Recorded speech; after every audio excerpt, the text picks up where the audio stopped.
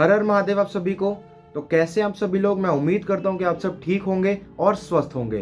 तो आज की वीडियो में लेकर आया हूँ जिसके अंदर आपके साथ शेयर करूंगा मैं कि अमरनाथ यात्रा के ऊपर क्या क्या असर पड़ेंगे ये जो परसों अटैक हुआ है पहलगाम पर, इसकी वजह से।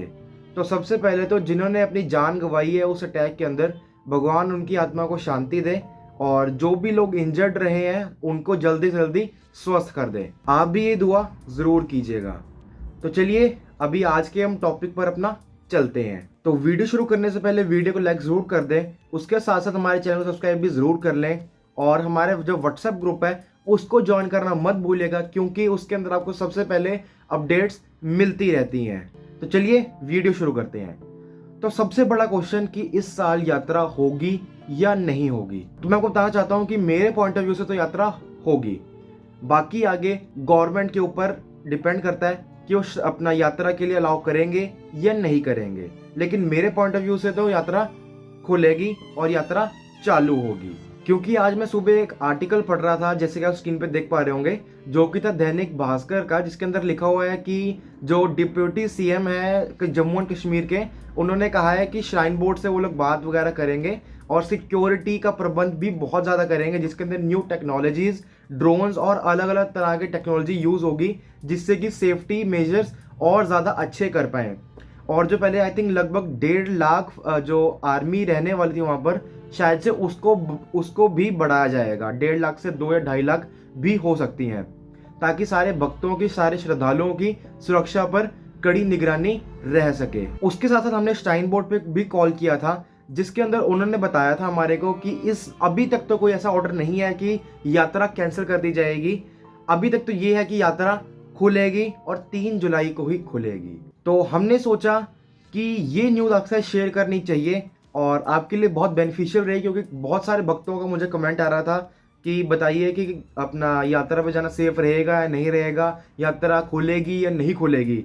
तो मैंने आपको बता दिया कि मेरे पॉइंट ऑफ व्यू से खुलेगी, और अभी तक ऐसी कोई अपडेट नहीं आई श्राइन बोर्ड को भी कि यात्रा इस बार स्थगित कर दी जाएगी। और जैसा कि डिप्टी सीएम ने बताया जम्मू एंड कश्मीर के, कि यात्रा खुलेगी और विद हाई सिक्योरिटी खुलेगी। तो ये बात थी कि यात्रा इस बार खुलेगी या नहीं खुलेगी। तो अभी हम लोग बात करने वाले हैं जो कि है बहुत इंपॉर्टेंट, और ये बात है कि आपको कैसे ट्रैवल करना चाहिए इस घटना के बाद। तो मैं अपने पॉइंट ऑफ व्यू से बताऊं तो आपको कॉन्वॉय प्रेफर करनी चाहिए, आपको कॉन्वॉय से ट्रैवल करना चाहिए। आप चाहे जम्मू से आ रहे होंगे तो आपको कॉन्वॉय ही लेना चाहिए, ना कि शेयरिंग या फिर प्राइवेट टैक्सीज, क्योंकि आप ऐसे किसी के ऊपर भरोसा नहीं कर सकते। क्योंकि जैसे हमारा कल यूट्यूब पर लाइव था, तो उधर जो श्रीनगर के जो पुलिस कर्मचारी थे वो भी हमारे साथ जुड़े थे एक, तो उन्होंने भी कहा था कि आप किसी के ऊपर भी भरोसा मत कीजिएगा अभी आने वाले कुछ टाइम में। तो इसलिए मैं कहना चाहता हूं कि आप कॉन्वे से ही ट्रैवल कीजिएगा अगर आपको जम्मू से पहलगाम जाना है या जम्मू से बालटाल जाना है। और अगर आपको बालटाल या पहलगाम से वापस जम्मू भी आना है ना, तो आप कॉन्वे ही बुक कीजिए, क्योंकि वो बहुत सेफ एंड सिक्योर रहने वाला है। और वो इस बार इसे सिक्योर नहीं रहने वाला, वो बहुत टाइम से, जब से यात्रा चलती आ रही तब से ही सिक्योर है, और बहुत ज़्यादा सेफ्टी है कॉन्वॉय के अंदर।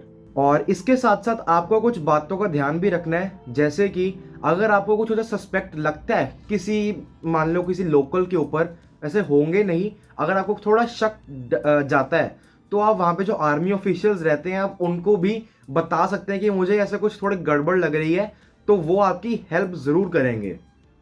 और उसके साथ साथ जो भी आर्मी ने आपके रूल्स वगैरह बनाए रहेंगे कि आपको बेस कैंप से बाहर नहीं जाना या वहाँ नहीं जाना, तो आप वहाँ उस रूल्स को ब्रेक बिल्कुल मत कीजिएगा और उन रूल्स के अंदर ही अपनी यात्रा कीजिएगा। क्योंकि जो आर्मी वाले करेंगे वो आपकी बेटरमेंट के लिए होगा और आपकी भलाई के लिए होगा, वो आपकी सेफ्टी के लिए ही कर रहे होंगे। ऐसा नहीं होगा कि आपको यात्रा रोकना चाहते हैं, वो चाहते हैं कि आप यात्रा आराम से कीजिए, सेफली कीजिए, ताकि और आपको कोई प्रॉब्लम ना आए यात्रा के अंदर। सो आर्मी के रूल्स फॉलो जरूर कीजिएगा, जो भी उन्होंने रूल्स या बनाए रखे हों वो। उसके साथ साथ कुछ भक्तों का आ रहा था कि हम प्लान कर रहे हैं श्रीनगर और गुलमर्ग या सोनमर्ग घूमने का विद अमरनाथ जी यात्रा। तो मैं इस इंसिडेंट के बाद तो कहना चाहूँगा कि आप मत कीजिए, सिर्फ आप यात्रा कीजिए बाबा बर्फानी जी की। बाकी आप कश्मीर का टूर कभी और लगाइएगा, क्योंकि तो जो ज़्यादा सिक्योरिटी रहती है वो पहलगाम वाले इलाके में रहती है, और जो कॉन्वे के साथ चलती है वो रहती है, और जो बाबा जी गुफा तक जाते हैं वहाँ ज़्यादा सिक्योरिटी रहती है। लेकिन सोनमर्ग, गुलमर्ग वगैरह साइड इतनी सेफ्टी नहीं रहेगी, सेफ्टी रहेगी बट ज़्यादा से ज़्यादा फोकस जो होगा वो यात्रा के ऊपर होगा, ना कि टूरिस्ट प्लेसेस के ऊपर रहेगा। क्योंकि जो 1-1.5 महीना रहता है यात्रा का वो बहुत ही महत्वपूर्ण रहता है, और जो साल में सिर्फ 1 ही महीने खुलती है यात्रा। उसके बाद अब बात आती है कि आपको रुकना कहाँ चाहिए, होटल्स में जो कि वहाँ के लोकल से बनाया गया है, या फिर जो आपका आर्मी का बेस कैंप है वहाँ पर।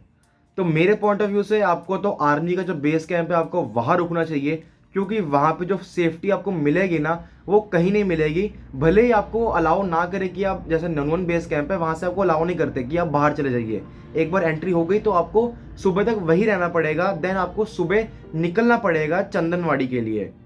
तो आई प्रेफर कि आप वहीं पर जो ननवन बेस कैंप है पहलगाम में, आप वहाँ पर रहिए जो आर्मी का बेस कैंप है, क्योंकि वो बहुत सेफ एंड सिक्योर रहने वाला है। और जो होटल्स वहाँ पे रहते हैं वो आर्मी के अंडर नहीं आते, तो इसीलिए हम उनको एक सेफ की कैटेगरी में नहीं रख सकते। हालांकि वो सेफ ही रहेंगे, लेकिन जो आर्मी के अंदर रहते हैं वो बहुत ज़्यादा सेफ होते हैं। आप मेरी भावनाओं को समझने की कोशिश ज़रूर कीजिएगा। देन जो सबसे बड़ी अपडेट है वो है जो आपकी ट्रेन चलनी थी अपनी वंदे भारत एक्सप्रेस, वो अभी मेरे हिसाब से कैंसिल हो जाएगी, क्योंकि जो भी सारे के सारी सिक्योरिटीज़ रहेंगी वो रहेंगी सिर्फ यात्रा के लिए। और जो अभी नया जो ये रहेगा ट्रेन का, वो इसके अंदर इतनी सिक्योरिटीज़ नहीं दे पाएगी, क्योंकि जैसा कि अभी थोड़े से हालात गर्मी में हो रखे हैं, तो ज़्यादा सिक्योरिटीज़ बॉर्डर पे चाहिए, देन उसके बाद 2 महीने बाद अमरनाथ यात्रा पे चाहिए। तो शायद से इस साल के लिए ये पोस्टपोन हो जाएगा, जो कि ये ट्रेन का था वंदे भारत एक्सप्रेस। बाकी जो सरकार चाहेगी वही होगा, हम अपना सिर्फ पॉइंट ऑफ व्यू आपके सामने रख सकते हैं। देन अब ट्रेन की टिकट की बुकिंग की बात करें, जैसे कई लोग आ रहे हैं, ओडिशा से आ रहा है कोई मुंबई से आ रहा है, कोई कर्नाटक से आ रहा है, कोई असम से आ रहा है, कोई नेपाल से आ रहा है। तो मैं उनको बताना चाहूँगा कि जो आपकी 3 तारीख को यात्रा स्टार्ट है, तो आपको वहाँ से आपको ट्रेन लेनी पड़ेगी 29 तारीख की, ताकि आप 30 तारीख को या फिर 1 तारीख को जम्मू पर पहुँच जाएं, जिससे कि आप 1 तारीख को मान लीजिए आप जम्मू पहुँच गए, तो आप 1 तारीख को ही वहाँ से आप RFID कार्ड, देन अपना अगर आपने कॉन्वे में जाना है तो कॉन्वे की टिकट ले सकते हैं। देन आप 2 जुलाई को आप जा सकते हैं कॉन्वे से बाल्टाल या पहलगाम, जहाँ से भी आपकी यात्रा है। देन 3 जुलाई को अपनी यात्रा शुरू कर सकते हैं।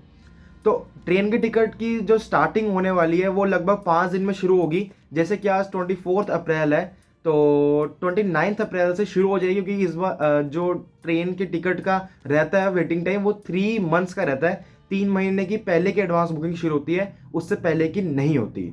तो जो भी आप ट्रेन लेके चलें, उसके साथ साथ अपनी एक ऑल्टरनेटिव ट्रेन भी रखें, कि अगर आप मान लीजिए अभी कोई ट्रेन कैंसिल हो जाती है किसी कारण, या ट्रेन लेट हो जाती है, तो आप कौन सी और ट्रेन में जा सकते हैं, तो उसकी भी एक बार डिटेल्स आप निकाल के ज़रूर रखिएगा, ताकि आपके पास एक और ऑप्शन हो। अगर आपकी वो ट्रेन ही चल रही है जो प्राइमरी है, तो सेकेंडरी तो आपके पास ऑप्शन होनी चाहिए ना एक, वो बहुत इंपॉर्टेंट है। देन अब ये तो हो गई बात हमारी ट्रेन की, कि आप ट्रेन कौन सी ले सकते हैं और कैसे कैसे लेनी है। देन अभी हम बात करते हैं जो कि लास्ट हमारा टॉपिक है, वो है कॉन्वॉय का। कॉन्वॉय आपका चलता है जम्मू से भी और श्रीनगर से भी, और इनका डिपार्चर टाइम रहता है सुबह 4 बजे।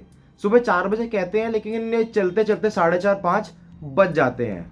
और जो भी फर्स्ट डे रहता है, जैसे 2 तारीख को, जैसे 3 तारीख को यात्रा स्टार्ट है, तो 2 तारीख को जो कॉन्वॉय चलेगा ना, वो उसके अंदर पहले सेरेमनीज वगैरह रहती हैं कि, और काफ़ी सारे ऑफिशियल्स वगैरह रहते हैं गवर्नमेंट के, उनको यात्रा को स्टार्ट करने की, इनॉग्रेशन करने का, तो उसमें ज़्यादा टाइम लग जाता है, थोड़ा और डिले हो जाता है, लगभग 5:30-6 बज जाते हैं। लेकिन आपको बुला वो लेते हैं 3:30-4 बजे के आसपास कि चलने वाली है, लेकिन चलती वो लगभग 6 बजे ही है। तो जो लोग भी ट्रेन से आ रहे हैं वो जम्मू में उतर कर जम्मू बेस कैंप से कॉन्वॉय लेके पहलगाम बालटाल जा सकते हैं, और जो लोग भी फ्लाइट पे आ रहे हैं वो श्रीनगर एयरपोर्ट पे उतर कर वहाँ से श्रीनगर से रात को स्टे करके, और आपको नेक्स्ट डे सुबह 4 बजे चलती है कॉन्वॉय, आप उसको कॉन्वॉय को ले सकते हैं पहलगाम और बालटाल के लिए। तो ये थे कुछ अपडेट्स और कुछ मेरे पॉइंट ऑफ व्यूज़ कुछ टॉपिक्स के ऊपर, जैसे कि अमरनाथ यात्रा होगी या नहीं होगी, या फिर ट्रेन वगैरह क्या रहेगा कटरा टू श्रीनगर का।